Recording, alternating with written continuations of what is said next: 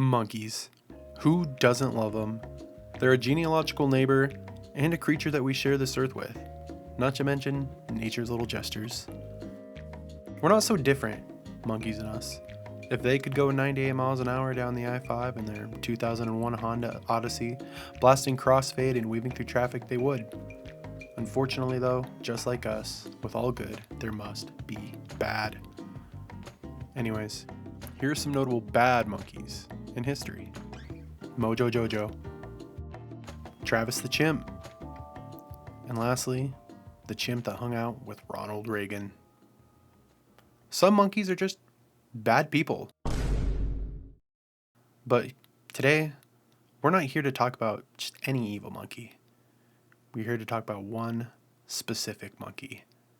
I'm talking about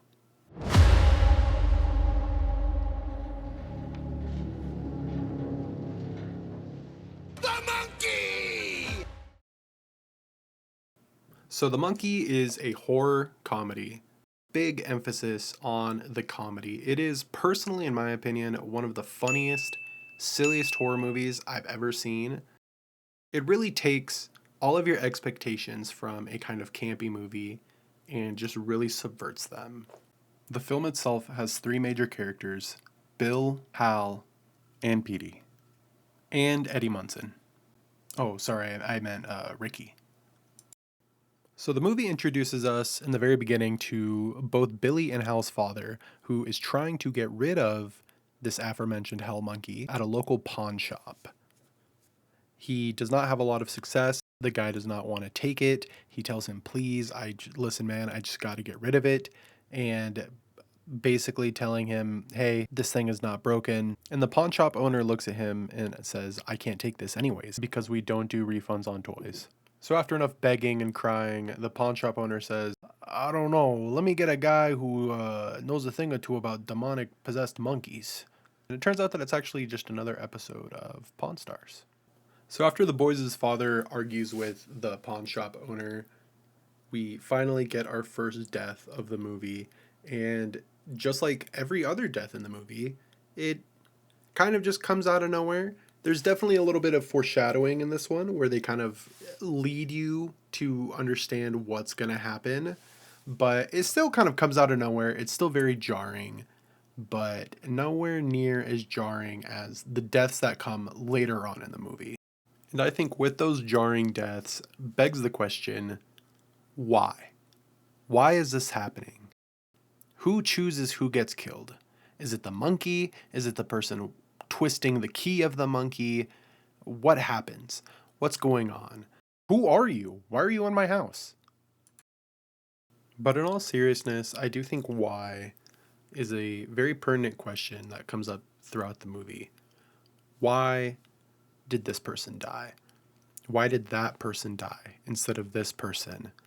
And I think it really shows, even though the monkey itself is a very chaotic entity and killing is inherently evil, the monkey itself seems to have some kind of discerning property about it for what is right and what is wrong. When you spin the key to have the monkey kill someone specific, the monkey throughout the whole movie opts not to. The monkey chooses someone else every single time. Now, the monkey itself seems to be some sort of Death Note meets monkey's paw, making it a... The monkey's fist! And in all seriousness, the monkey is definitely a chaotic entity that some people might consider evil, but I do think that is up to a little bit of interpretation.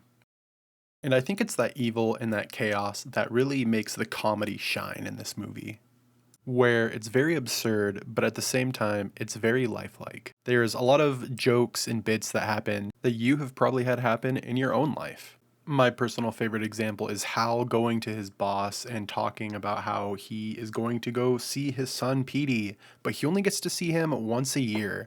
And his boss says, oh man, you only get to see him once a year? That really sucks. Man, you must be a really bad dad. And those real life moments mixed in with the absurd outrageousness of the whole concept of the movie really just helps you feel immersed in the story. And it feels like you're just watching regular people try to solve this outlandish, otherworldly issue. In the beginning of the video, I referred to the monkey as evil. And I guess I wanted to ask the question, is he really evil? And I think yes. Yes. I think he's a fucked up little freak. In the end, I would say The Monkey is a wonderful film. I highly recommend you all go watch it. It is made by the people who created Longlegs, The Conjuring, Insidious, Sinister, Legally Blonde. Okay, quick editor's note. Oz Perkins, the director of this film, did not produce Legally Blonde, but he did perform in it as Dorky David. So there you go. I think my point still stands. I think the final takeaway of The Monkey is simply life is unpredictable. You never know what's going to happen. You just have to roll with it. No amount of wanting things to change will necessarily cause it. You just have to roll with the punches. If this movie taught us anything, it's just enjoy the time that you have with people. Go outside, go hang out with your friends, go to a park, go get coffee by yourself. Just appreciate the time you have with the people you love. How's it going? My name is Alejandro. I am the one who made the YouTube video that you just watched. I just want to say thank you so much for taking the time to watch my video. It's the first one I've ever made, and I would love to hear from you in the comments. What can I do better? What movie should I review next? And also, please like, comment, and subscribe. Thank you guys so much. I will see you next time. The monkey chain! The monkey's fist!